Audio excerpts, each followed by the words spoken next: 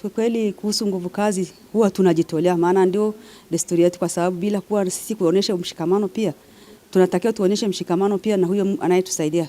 Lazima kuna asilimia sisi kama wananchi wa Gajal tuna nguvu kazi zetu ambazo tunatakiwa. Kwa hiyo kuanzia msingi pengine tutasaidia na matofali kufanya kazi yale vile vitu vyote ambavyo vinahitaji nguvu zetu huwa tunafanya.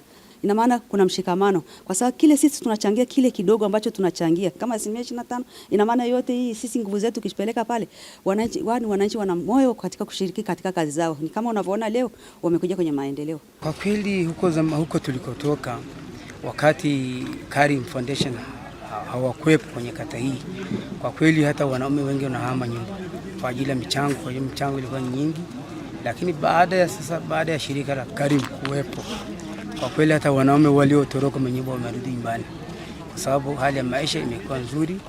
Karim wameweza kutusaidia kwa asilimia kubwa sana. Kwa ujumla kata ya Elagaya ina shule 5 za msingi na shule 1 ya sekondari ambayo inaitwa Elagaya Secondary School.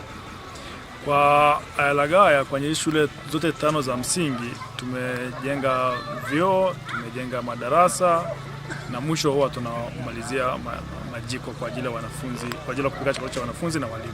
Kwa hiyo kwenye shule hii tulianza na vyoo kama ulivyoona, then tukajenga madarasa ambayo jumla tumejenga madarasa 13 na ofisi 5 za walimu. Ili jiko likikamilika, maana yake wanafunzi hawatakuwa wanapikiwa kwenye jiko ambalo la zamani ambalo lilikuwa haina mazingira mazuri sana. Ili jiko lina gharimu takriban milioni 58 mpaka kukamilika. Takriban milioni 58 ambapo pamoja na majiko yake. Tunaunga juhudi za Rais wetu wa Jamhuri ya Muungano wa Tanzania kwamba Rais wa Jamhuri amewekeza sana kwenye elimu. Kwa hiyo sisi kama Karim pia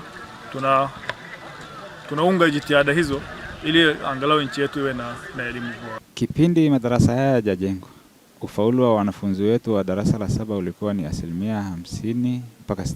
Lakini kwa miaka kama 3-4 hii iliyopita ufaulu wa wanafunzi ulipanda kutoka 60 mpaka 81-82.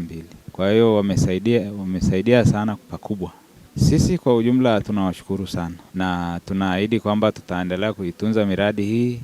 Shule zetu zinafaulisha vizuri kuanzia shule za msingi mpaka na sekondari. Kwa kweli tumebadilika kwa kweli. Shirika la Karim wametusaidia sana. Wametusaidia sana kwenye miundombinu ya elimu, afya, maji,